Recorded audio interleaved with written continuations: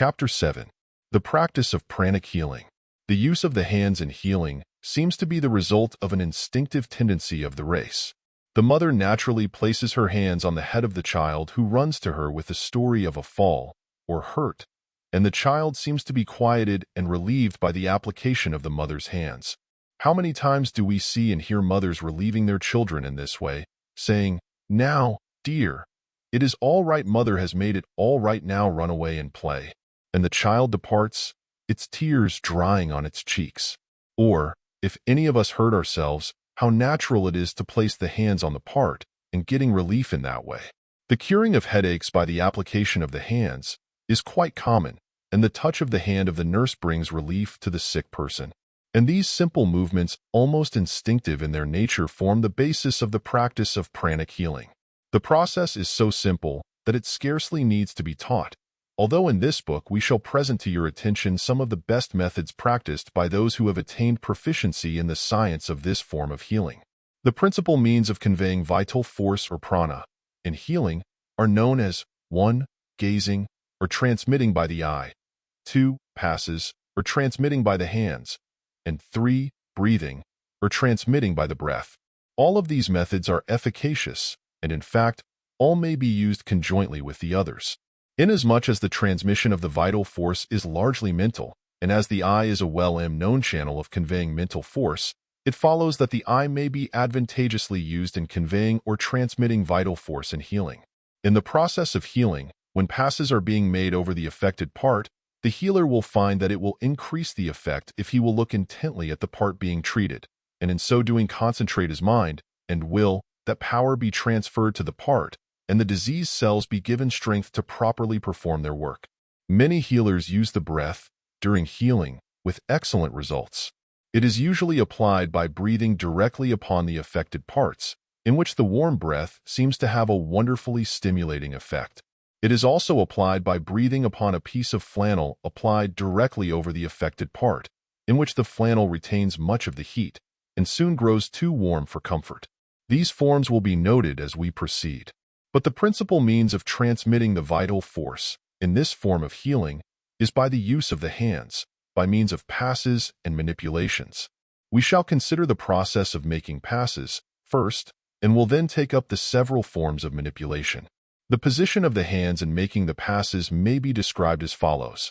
Hold the hands well apart, with the fingers extended and separated. If your patient be seated, raise your hand above his head, and then bring them down before him, slowly and gradually, until you finish with a sweeping motion about the knees. When the pass is completed, swing the fingers sideways, as if you were throwing water from them, and then bring up the hands with fingers dosed, forming the upward movement, along the sides of the patient, with the palms of the hands toward his sides. Then, when the hands reach over his head, again bring them down in front of him, with the fingers extended. By keeping the idea that you are bathing him in a flow of vital force, which is pouring from your finger ends, you will soon acquire the power motion, and, after all, each healer has his own favorite motions, which come to him instinctively. The downward motions of the hands bring a restful feeling to the patient, while an upward movement in front of the face causes a feeling of wakefulness and activity. There are a number of variations in the several passes, etc., which we shall now consider. The student is advised to acquaint himself with the various movements, that he may not appear awkward when he practices upon some person desiring relief. Familiarity with the movements imparts a confidence that cannot be acquired otherwise, and besides, it leaves the mind of the healer free from bother about details, and enables him to concentrate his attention upon the work of healing. Longitudinal passes are passes made in a downward direction along the body, such as we have mentioned above. They are made along the part affected, whether that part be the head, chest, limbs, or any special part of the body. They are always made downward and never upward. As we have said above, the idea to be kept in the mind is that you are pouring out a stream of vital force from the tips of your fingers. Your fingers must be spread out, as above stated, and the palm must be underneath. The movements must be down, with fingers extended, but the upward movements must be made along the sides of the patient, with fingers closed and palms turned toward the sides of the patient. No special distance is to be observed, this matter being left to your instinctive sense, which will soon inform you as to the right distance, which will be found to be much nearer in some cases than in others. When you feel that the distance is just about right, then be satisfied that you have caught the proper distance at which the best effects may be produced. In a general way, however, it may be said that a slow movement, at a distance of say 3 or 4 inches from the body, produces a sense of comfort, rest, and relief. A rather more rapid movement made at the distance of say 1 foot seems to have a more stimulating effect and causes a sense of activity and energy in the parts. A still more stimulating effect is obtained when the passes are made more rapidly and vigorously at a distance of say 2 feet from the body. These last-mentioned passes tend to stimulate the circulation and to arouse activity in sluggish organs.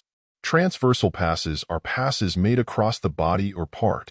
They are made by turning the hands so that the palms will be sideways and outward instead of inward. This will require a peculiar turning of the wrist, but the position will soon become easy. When the hands are in the right position, sweep them out sideways before the body or part, and in bringing them back, reverse the palms so that they are inward and facing each other, instead of having their backs to each other. These passes have been found to be very efficacious in loosening up the affected parts where congestion has occurred. It is often well to give this form of treatment before giving the regular longitudinal passes. A valuable form of treatment, in some cases, is had in what is known as palmar presentation. This is accomplished by presenting the palm of the hand to the affected part at a distance of about 6 inches or even a little nearer and holding it there for several minutes. This is usually performed with one hand alone. It has a stimulating and strengthening effect.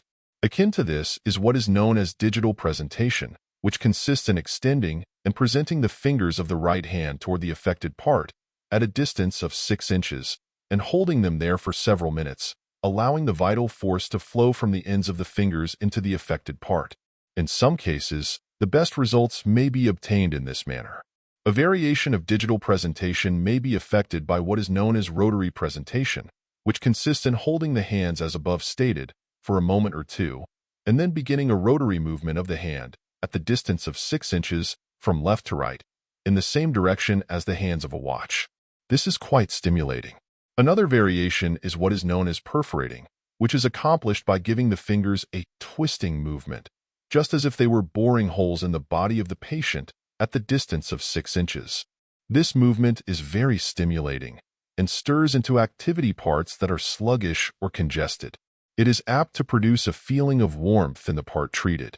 We wish to call attention to the fact that these presentation treatments, the different forms vary in force. For instance, palmar presentation is the mildest form. Then comes digital presentation, which is considerably stronger. Then comes rotary presentation, which manifests a considerably higher degree of energy. Then comes perforation, which is the strongest of all. Very good results may be obtained in certain cases by what is known as the application of the hands, which consists in merely placing the hands, the palms of the hands, of course, directly upon the flesh over the affected part, and holding them there for several moments. Then removing them, rub the palms briskly together, and replace them on the part. Repeat this a number of times, and marked results will be apparent. This is a favorite treatment for headaches, and in fact, may be used in the treatment of almost any form of trouble, changing the position of the hands in order to suit the emergencies of the case. In cases of neuralgia, etc., this form of treatment is found valuable in relieving the pain.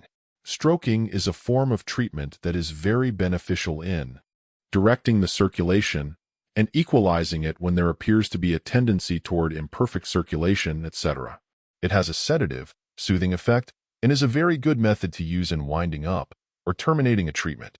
Stroking should be applied by bringing the tips of the fingers in a very light contact with the body of the patient, over the affected parts or over the entire body. It should always be performed in a downward or outward direction and never in an upward or inward direction. It should be performed in one direction only and not to and fro. The tips of the fingers are to be moved gently over the body, with a very light contact, not even the weight of the hand being allowed to bear upon the patient. Lightness, gentleness, and airiness are the words best describing the movement. A little practice will give the student the right movement. If you desire to stroke the entire body of the patient, it is well to divide the process into two distinct treatments, viz., 1. From the head down to the waist, and 2. From the waist down to the feet. In giving the general stroking treatment to the whole body, it is well to devote considerable attention to the chest and abdominal region, in order that the organs be stimulated and their magnetism equalized. It is well, also, to remember that the old and tried principle of bubbing is but another mode of communicating vital force, or prana. This form of treatment is as old as the race, and has been practiced in all times and by all peoples. Alpini reports, in his work entitled De Medicine Egyptiorum, that the Egyptian priests were adepts at certain mystical and medical rubbings, which form of treatment was used by them in curing chronic diseases. Hippocrates held rubbings in high favor and evidently employed them very frequently. He has written as follows: "A doctor ought to know many things. He should not be unacquainted with the benefits to be derived from rubbing. With its application, quite contrary effects may be produced. Loosens stiff joints, and gives tone and strength to those which are relaxed." Celsus, nearly 2,000 years ago, was a vigorous advocate of this method of treatment, and in his books he devotes much space to this form of vital treatment, and incidentally proves that it was known and practiced long before his time. In ancient Borne, rubbing was a favorite form of treatment, and was employed regularly by the wealthy in order to keep in good condition, a practice that is followed by many wealthy people of our own times, under the name of massage, etc. Alexander of Tralles, a Greek physician of the 6th century, was an initiate in the mystic rubbings, and incorporated it in his practice. He claimed that it helped to throw off morbid matter, and calmed the nervous system, and facilitated perspiration. He also held that it tended to calm convulsions, and was efficacious in a number of complaints. He wrote much on the subject, and agreed with Hippocrates that these secret rubbings should be imparted only to sacred persons, and not allowed to become the property of the profane. Peter Borel, the physician to Louis XIII of France, reports that one Degaust, a clerk of the court at Nimes, healed multitudes of people by rubbing their limbs. And in our own time, massage is a deservedly popular form of treatment, and the new school of osteopathy is growing in favor. In both of these forms of practice, outside of any particular virtue due to the particular merits claimed by the respective practitioners, there is a great benefit derived by the transmitting of vital force from healer to patient, whether the practitioner admits this to be the case or not. In rubbing for the purpose of stimulating the parts by vital force, the healer should be gentle in his movements, force not being desirable or necessary, as the effect is gained by the passing of vitality to the parts, not by the mere manipulation. In applying this form of treatment, the palm of the hand and the lower part of the fingers should be used. The tips of the fingers and the end of the thumb should be turned back. Healers having a fleshy lower part of the thumb may use its palmar surface effectively in this treatment. The movements should be made downward. Some practitioners use a slightly different movement from that above indicated, inasmuch as they make a peculiar pressure with the flat ends of the fingers, following after the pressure of the palm of the hand. Students may follow either plan, as may seem preferable to them. Some healers claim to get the best results from this employment of the finger ends, while others carefully avoid the use of same. In each case, it has been noticed that the particular form of treatment is used because the healer feels that the vital force is best conveyed by his particular form of treatment. It seems to be a matter of feeling on the part of the healer, and this peculiar feeling is a safe rule to follow, and it manifests itself to all persons after they begin to give treatments. Another form of treatment, known as rotary motion, has been found to be very efficacious by a number of healers. It consists in a circular rubbing movement of the hand and fingers, as above described, over the affected parts. The movement should always be made in the direction of the movement of the hands of a watch, and never in a reverse direction. This movement produces activity of the cells and is useful in cases of sluggish functioning, etc. Another form of treatment is known as kneading and is found valuable in cases of stiffened muscles, rheumatism, etc., in which the trouble is local and not organic. Kneading is accomplished by grasping the muscles or tissues and working them against the adjacent surfaces. It is composed of 3 different forms: surface kneading, palmar kneading, and digital kneading. Surface kneading is practically a pinching movement and consists in grasping the skin firmly between the thumb and forefinger, and then lifting it up a little and then releasing it and letting it fly back to its normal condition. The two hands are used alternately, the one picking up the skin as the other drops it, the surface being gone over in a systematic manner. This is quite a stimulating treatment and is very beneficial in cases of poor circulation, etc. Palmar kneading is performed with the whole hand.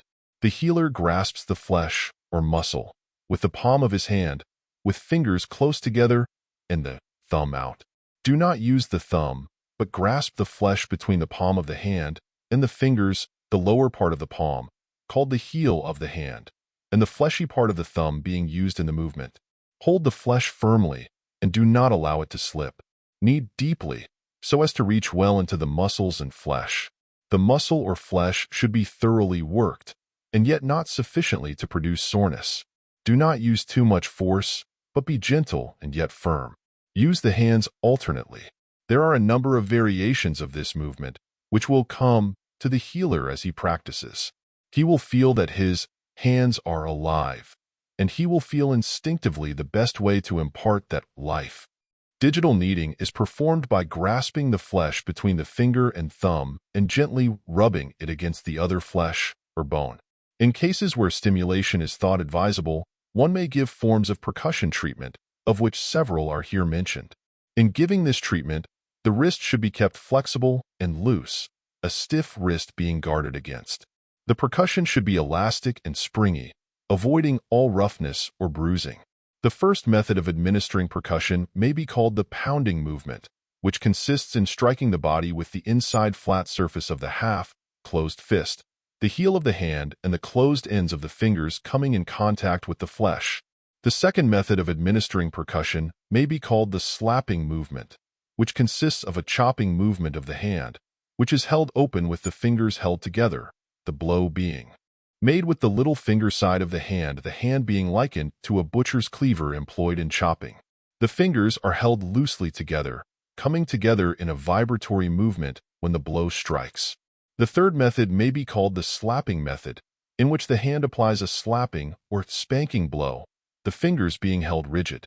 The fourth method may be called the clapping method, in which the hand is held in a hollow shape, so as to give forth a hollow sound, the position being similar to that employed by some people in a theater when they wish to make a loud hollow sound with their hands, in applauding. A little practice will perfect one in this movement. The fifth method may be called the tapping method, and consists in holding the tips of the fingers of each hand together, and then tapping the body, using the hands alternately. A favorite method of administering pranic or vital force treatments is what is known as the vibrational treatment, and consists of a series of vibrating movements of the healer's hand. The fingers are usually employed in giving this treatment. The fingers are placed firmly over the part to be treated, and then a fine trembling or vibrating movement is communicated to the hand by the muscles of the arm. The movement is acquired by practice and is somewhat difficult at first. It is a most powerful form of treatment, and the patient feels it like a current of electricity. You must not press upon the body with your wrist, and no more than the weight of the hand should be felt by the patient. When the vibrational treatment is properly applied, the vibrations should permeate the region treated, so that if the other hand be placed under the body, the vibrations should be perceptible. Some teachers have instructed their pupils in this form of treatment by placing a glass of water on a table and instructing the student to make the vibrational movements on the table. When the proper motion is acquired, the water will merely quiver in the center and not move from side to side. We urge the student to give the necessary time and attention to vibrational treatment, as when once acquired it will be found wonderfully efficacious. The breath treatment has been used by many healers with wonderful effect. This form of treatment, also, has been known from prehistoric times. Arnob informs us that the Egyptians used this method in the treatment of disease with great success, and some claim that was superior to stroking, or laying on of the hands. Merklin, in his Tractatus Medicophysics, tells of a case in which a young child, apparently lifeless, was restored to life and strength by the breath of an old woman. Burrell tells of a sect in one part of India who cured sickness by this method, and there are in India today certain priests who breathe on the sick and seem to impart new life and vigor to them. Burrell, who lived about 1650 A.D., tells of a case in which a servant brought to life the apparently dead body of his master by breathing upon him, and adds, quaintly, Is it astonishing that the breath of man should produce such results, when we read that God breathed into the body of Adam to give him life? It is a fraction of this divine breath which even today can bring back health to the sick. In Spain, there are persons called ensalmadors, who heal by the saliva and by the breath. There are two general methods employed by healers in breath treatment. The first is generally known as hot insufflation, which consists in placing over the affected part a clean towel or napkin, and then pressing the half-open mouth close up to the body so that the breath cannot escape. Then breathe slowly but firmly, as if you were causing the breath to penetrate the body. The towel will become very warm, and the patient will plainly feel the heat. Another form of giving this treatment is to hold the lips at a distance of nearly an inch from the body, and to breathe upon it just as one does in winter to warm his hands. The second plan consists in puckering up the lips and blowing the breath from a distance of a foot or more, just as if you were trying to blow out a candle. This has a calming effect and may even produce drowsiness. It is also useful in clearing a congested head caused by overstudy, etc. Treatment by the eye is also much in favor by some healers, who use it in the following manner. They allow their gaze to sweep over the person's or the affected part and literally bathe the patient in their rays. Vital force is oftentimes imparted by means of intermediate objects, such as handkerchiefs, etc., which have been magnetized or treated just as if the person themselves were being treated. To treat or magnetize an object, such as a handkerchief, etc., the healer must make the passes over it until he feels that it is surcharged, when he may discontinue his efforts. The object, when worn by the patient, seems to radiate its magnetism gradually until after several days it seems to be exhausted. Some magnetize the object by holding it between their hands for a time. In giving the several treatments, it is well to always conclude by giving the stroking treatment before described. This leaves the patient soothed and calmed down and quieted. Never fail to quiet down the patient after a treatment. These things will soon come intuitively to the healer, and after all, there is something that cannot be taught except by one's own experience. And no two healers follow just the same methods. Do not be afraid to follow your intuitive sense in this direction.